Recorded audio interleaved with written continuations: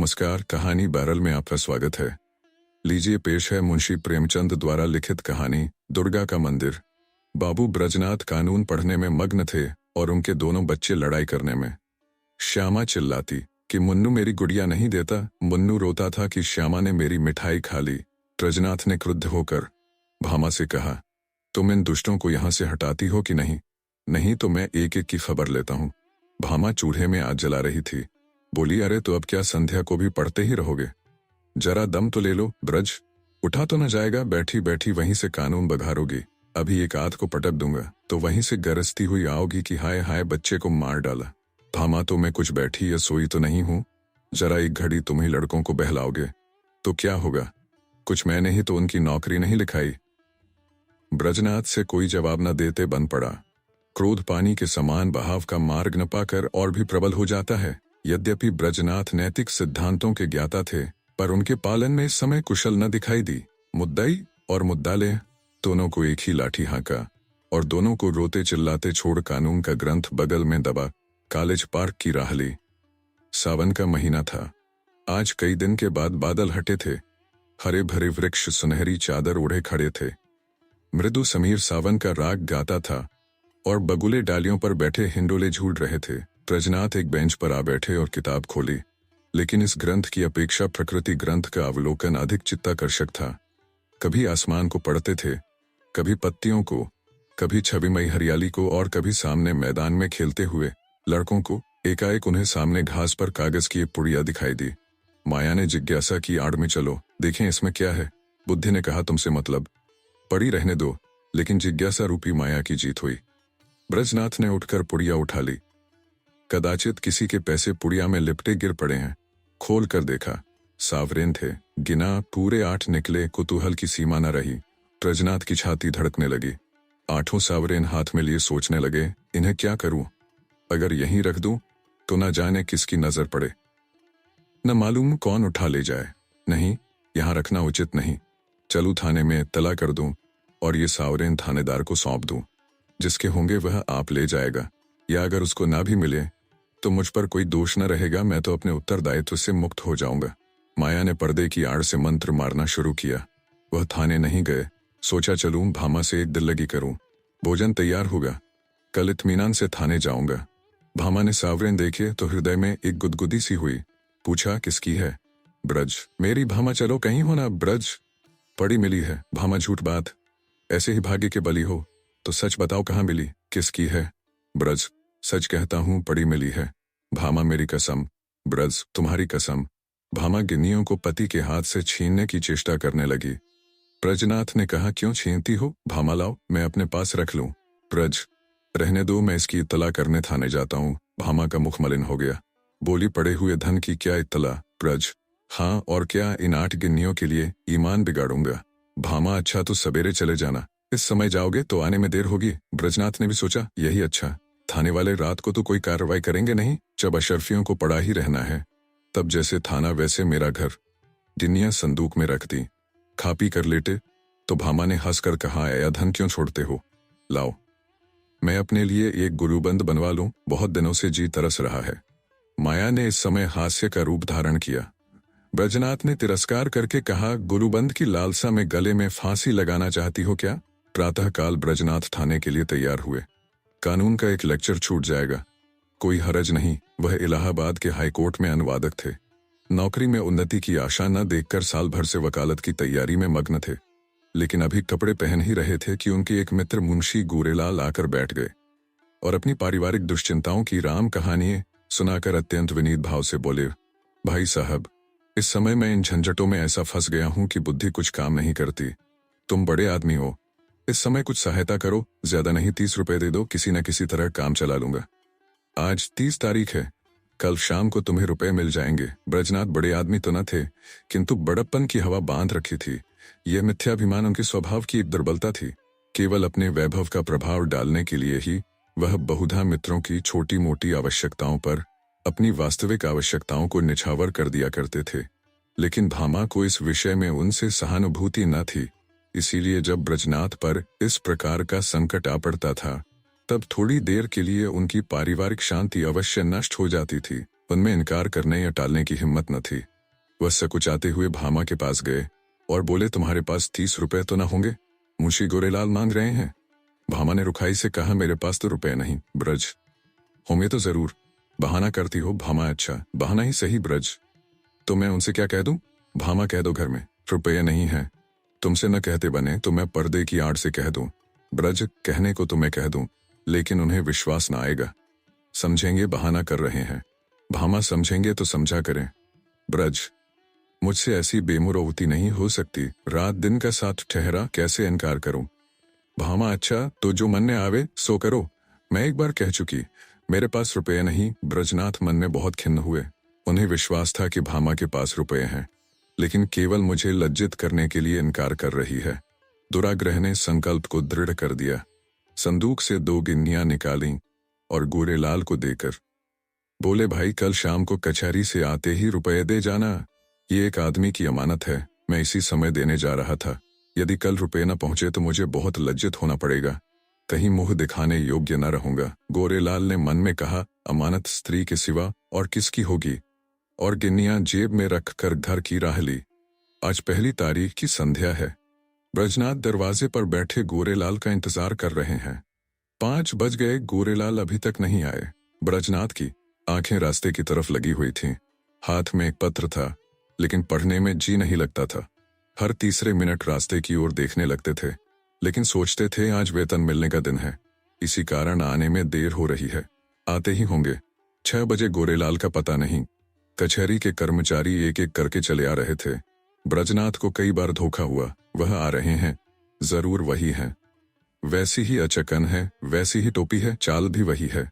हाँ वही हैं, इसी तरफ आ रहे हैं। अपने हृदय से एक बोझा सा उतरता मालूम हुआ, लेकिन निकट आने पर ज्ञात हुआ कि कोई और है। आशा की कल्पित मूर्ति दुराशा में बदल गई। ब्रजनाथ का चित्त खिन्न होने लगा। वह एक बार कुर्सी से उठे, बरामदे की चौखट पर खड़े हो सड़क पर दोनों तरफ निगाह दौड़ाई। कहीं पता नहीं 2-3 बार दूर से आते हुए इक्कों को देखकर गोरेलाल को भ्रम हुआ। आकांक्षा की प्रबलता।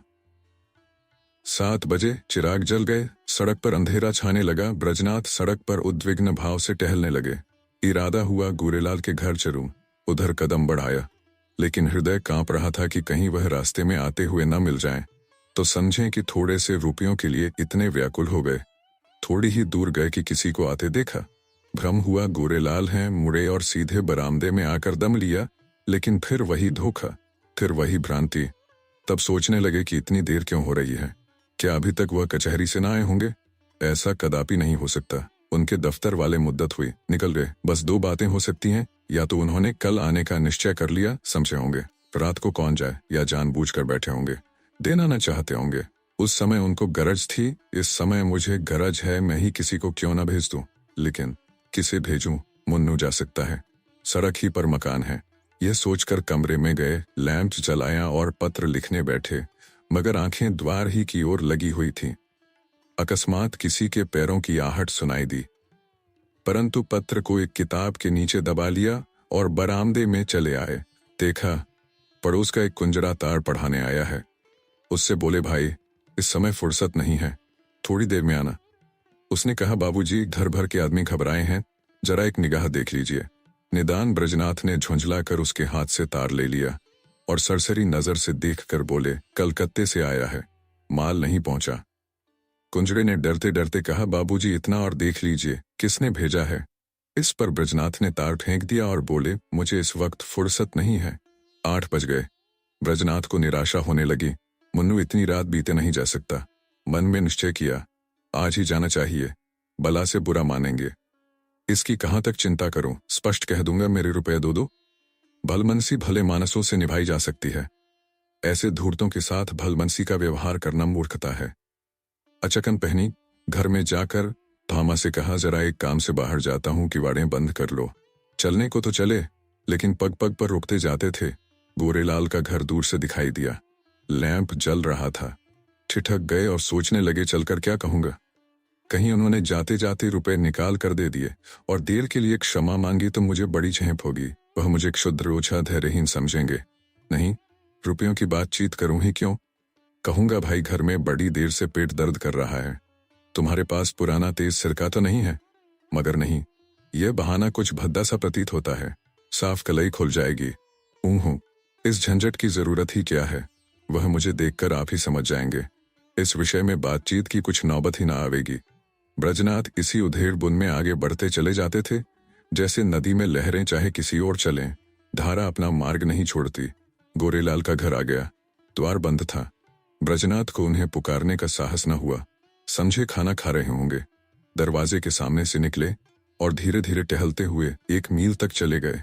9 बजने की आवाज कान में आई। गोरेलाल भोजन कर चुके होंगे, यह सोचकर लौट पड़े, लेकिन द्वार पर पहुंचे तो अंधेरा था। वह आशा रूपी दीपक बुझ गया था। 1 मिनट तक दुविधा में खड़े रहे। क्या करूं? अभी बहुत सवेरा है, इतनी जल्दी थोड़े ही सो गए होंगे। दबे पांव बरामदे पर चढ़े। द्वार पर कान लगाकर सुना। चारों ओर ताक रहे थे कि कहीं कोई देख न ले। कुछ बातचीत की भनक कान में पड़ी। ध्यान से सुना। स्त्री कह रही थी, रुपये तो सब उठ गए, ब्रजनाथ को कहां से दोगे? गोरेलाल ने उत्तर दिया, ऐसी कौन सी उतावली है, फिर दे देंगे। और दरख्वास्त दे दी है, कल मंजूर हो ही जाएगी। 3 महीने के बाद लौटेंगे, तब देखा जाएगा। ब्रजनाथ को ऐसा जान पड़ा मानो मुंह पर किसी ने तमाचा मार दिया। क्रोध और नैराश्य से भरे हुए बरामदे से उतर आए। घर चले तो सीधे कदम न पड़ते थे, जैसे कोई दिन भर का थका मांदा पथिक हो। ब्रजनाथ रात भर करवटें बदलते रहे। कभी गोरेलाल की धूर्तता पर क्रोध आता था, कभी अपनी सरलता पर। मालूम नहीं किस गरीब के रुपए हैं, उस पर क्या बीती होगी। लेकिन अब क्रोध या खेद से क्या लाभ? सोचने लगे, रुपए कहां से आवेंगे? भामा पहले ही इनकार कर चुकी है, वेतन में इतनी गुंजाइश नहीं। 10-5 रुपए की बात होती तो कतर ब्योंत करता। तो क्या करूं? किसी से उधार लूं, मगर मुझे कौन देगा? आज तक किसी से मांगने का संयोग नहीं पड़ा, और अपना कोई ऐसा मित्र है भी तो नहीं। जो लोग हैं मुझी को सताया करते हैं, मुझे क्या देंगे? हाँ, यदि कुछ दिन कानून छोड़कर अनुवाद करने में परिश्रम करूं तो रुपए मिल सकते हैं। कम से कम 1 मास का कठिन परिश्रम है। सस्ते अनुवादकों के मारे दर भी तो गिर गई है। हाँ निर्दयी, तूने बड़ी दगा की, न जाने किस जन्म का बैर चुकाया, कहीं का न रखा। दूसरे दिन से ब्रजनाथ को रुपयों की धुम सवार हुई। सवेरे कानून के लेक्चर में सम्मिलित होते, संध्या को कचहरी से तजबीजों का पुलिंदा घर लाते और आधी रात तक बैठे अनुवाद किया करते। सिर उठाने की मोहलत न मिलती। कभी 1-2 भी बज जाते। जब मस्तिष्क बिल्कुल शिथिल हो जाता तब विवश होकर चारपाई पर पड़ रहते। लेकिन इतने परिश्रम का अभ्यास न होने के कारण कभी कभी सिर में दर्द होने लगता, कभी पाचन क्रिया में विघ्न पड़ जाता, कभी ज्वर चढ़ाता। तिस पर भी वह मशीन की तरह काम में लगे रहते। भामा कभी कभी झंझला कर कहती, अजी लेट भी रहो, बड़े धर्मात्मा बने हो, तुम्हारे जैसे 10-5 आदमी और होते तो संसार का काम ही बंद हो जाता। तो ब्रजनाथ इस बाधाकारी व्यंग्य का उत्तर न देते। दिन निकलते ही फिर वही चरखा ले बैठते। यहाँ तक कि 3 सप्ताह बीत गए और 25 रुपए हाथ आ गए। ब्रजनाथ सोचते थे 2-3 दिन में बेड़ा पार है, लेकिन 21वें दिन उन्हें प्रचंड ज्वर चढ़ाया और 3 दिन तक न उतरा। छुट्टी लेनी पड़ी, शैया से भी बन गए। भादों का महीना था। भामा ने समझा पित्त का प्रकोप है, लेकिन जब 1 सप्ताह तक डॉक्टर की औषधि सेवन करने पर भी ज्वर न उतरा तब घबराई। ब्रजनाथ प्रायः ज्वर में बकझक भी करने लगते। भामा सुनकर डर के मारे कमरे में से भाग जाती, बच्चों को पकड़कर दूसरे कमरे में बंद कर देती। अब उसे शंका होने लगती थी कि कहीं यह कष्ट उन्हीं रुपयों के कारण तो नहीं भोगना पड़ रहा है। कौन जाने रुपए वाले ने कुछ कर धर दिया हो। जरूर यही बात है, नहीं तो औषधि से लाभ क्यों नहीं होता। संकट पड़ने पर हम धर्म भीरू हो जाते हैं, औषधियों से निराश होकर देवताओं की शरण लेते हैं। भामा ने भी देवताओं की शरण ली। वह जन्माष्टमी, शिवरात्रि और तीज के सिवा कोई व्रत न रखती थी। इस बार उसने नवरात्रा का कठिन व्रत शुरू किया। 8 दिन पूरे हो गए। अंतिम दिन आया। प्रभात का समय था। भामा ने ब्रजनाथ को दवा पिलाई और दोनों बालकों को लेकर दुर्गा जी की पूजा करने के लिए चली। उसका हृदय आराध्य देवी के प्रति श्रद्धा से परिपूर्ण था। मंदिर के आंगन में पहुंची। उपासक आसनों पर बैठे हुए दुर्गा पाठ कर रहे थे। धूप और अगर की सुगंध उड़ रही थी। उसने मंदिर में प्रवेश किया। सामने दुर्गा की विशाल प्रतिमा शोभायमान थी। उसके मुखारविंद पर एक विलक्षण दीप्ति झलक रही थी। बड़े बड़े उज्जवल नेत्रों से प्रभा की किरणें छिटक रही थीं। पवित्रता का एक समासा छाया हुआ था। भामा इस दीप्त वर्ण मूर्ति के सम्मुख सीधी आंखों से ताक न सकी। उसके अंतःकरण में एक निर्मल, विशुद्ध भावपूर्ण भय का उदय हुआ। उसने आंखें बंद कर लीं, घुटनों के बल बैठ गई और हाथ जोड़कर करुण स्वर से बोली, माता, मुझ पर दया करो। उसे ऐसा ज्ञात हुआ मानो देवी मुस्कुराई। उसे उन दिव्य नेत्रों से एक ज्योति सी निकलकर अपने हृदय में आती हुई मालूम हुई। उसके कानों में देवी के मुंह से निकले ये शब्द सुनाई दिए, पराया धन लौटा दे, तेरा भला होगा। भामा उठ बैठी। उसकी आंखों में निर्मल भक्ति का आभास झलक रहा था, मुखमंडल से पवित्र प्रेम बरसा पड़ता था। देवी ने कदाचित उसे अपनी प्रभा के रंग में डुबा दिया था। इतने में दूसरी एक स्त्री आई। उसके उज्जवल केश बिखरे और मुरझाए हुए चेहरे के दोनों ओर लटक रहे थे। शरीर पर केवल एक श्वेत साड़ी थी। हाथ में चूड़ियों के सिवा और कोई आभूषण न था। शोक और नैराश्य की साक्षात मूर्ति मालूम होती थी।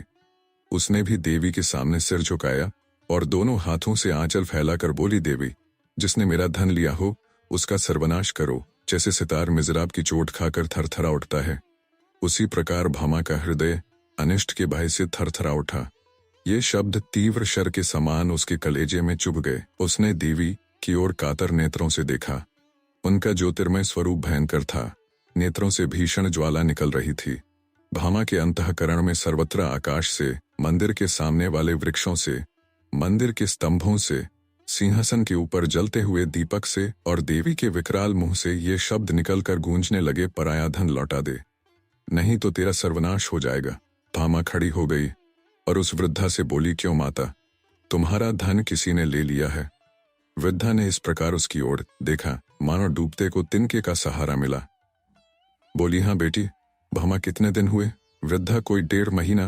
भामा, कितने रुपए थे? वृद्धा, पूरे 120। भामा, कैसे खोए? वृद्धा, क्या जाने कहीं गिर गए। मेरे स्वामी पलटन में नौकर थे, आज कई बरस हुए वह परलोक सिधारे। अब मुझे सरकार से 60 रुपए साल पेंशन मिलती है। अब की 2 साल की पेंशन एक साथ ही मिली थी।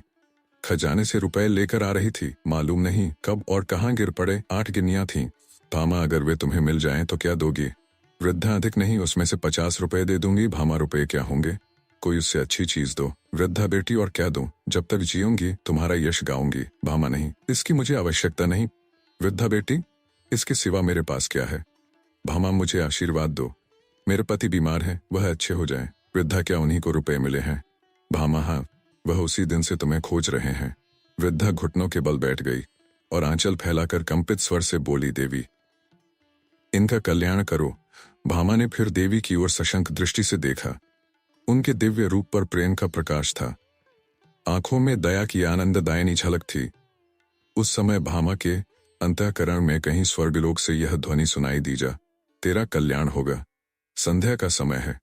भामा ब्रजनाथ के साथ इक्के पर बैठी तुलसी के घर उसकी थाती लौटाने जा रही है। ब्रजनाथ के बड़े परिश्रम की कमाई तो डॉक्टर की भेंट हो चुकी है, लेकिन भामा ने एक पड़ोसी के हाथ अपने कानों के झुमके बेचकर रुपए जुटाए हैं। जिस समय झुमके बनकर आए थे, भामा बहुत प्रसन्न हुई थी। आज उन्हें बेचकर वह उससे भी अधिक प्रसन्न है। जब ब्रजनाथ ने 8 गिनियां उसे दिखाई थीं, उसके हृदय में एक गुदगुदी सी हुई थी, लेकिन यह हर्ष मुख पर आने का साहस न कर सका था। आज उन गिन्नियों को हाथ से जाते समय उसका हार्दिक आनंद आंखों में चमक रहा है, ओंठों पर नाच रहा है, कपोलों को रंग रहा है और अंगों पर किलोल कर रहा है। वह इंद्रियों का आनंद था, यह आत्मा का आनंद है।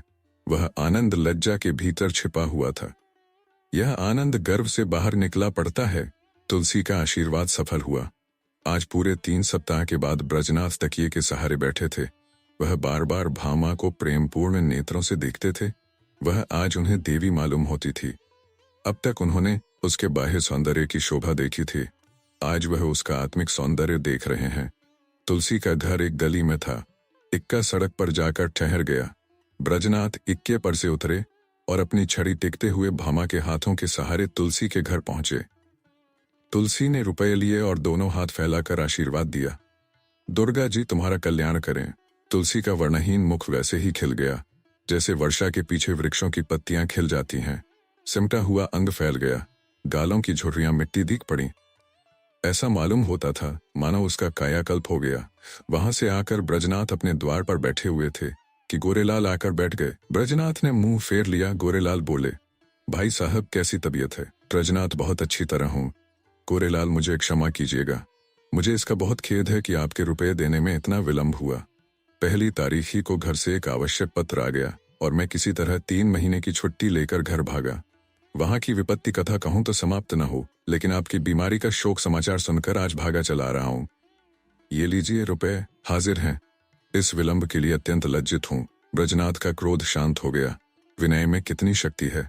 बोले, जी हाँ, बीमार तो था, लेकिन अब अच्छा हो गया हूं। आपको मेरे कारण व्यर्थ कष्ट उठाना पड़ा। यदि इस समय आपको असुविधा हो तो रुपए फिर दे दीजिएगा। मैं अब उड़न हो गया हूं, कोई जल्दी नहीं है। गोरेलाल विदा हो गए तो ब्रजनाथ रुपए लिए हुए भीतर आए और भामा से बोले, ये लो अपने रुपये। गोरेलाल दे रहे। भामा ने कहा, ये मेरे रुपये नहीं, तुलसी के हैं। एक बार पराया धन लेकर सीख गई ब्रज, लेकिन तुलसी के पूरे रुपए तो दे दिए गए। भामा दे दिए तो क्या हुआ, ये उसके आशीर्वाद की न्यौछावर है। ब्रज, कान के झुमके कहाँ से आवेंगे। भामा, झुमके न रहेंगे न सही, सदा के लिए कान तो हो गए। आप सुन रहे थे कहानी बैरल से, मुंशी प्रेमचंद द्वारा लिखित कहानी दुर्गा का मंदिर। अगर वीडियो पसंद आया तो इसे लाइक करिए और चैनल को भी सब्सक्राइब कीजिए। धन्यवाद।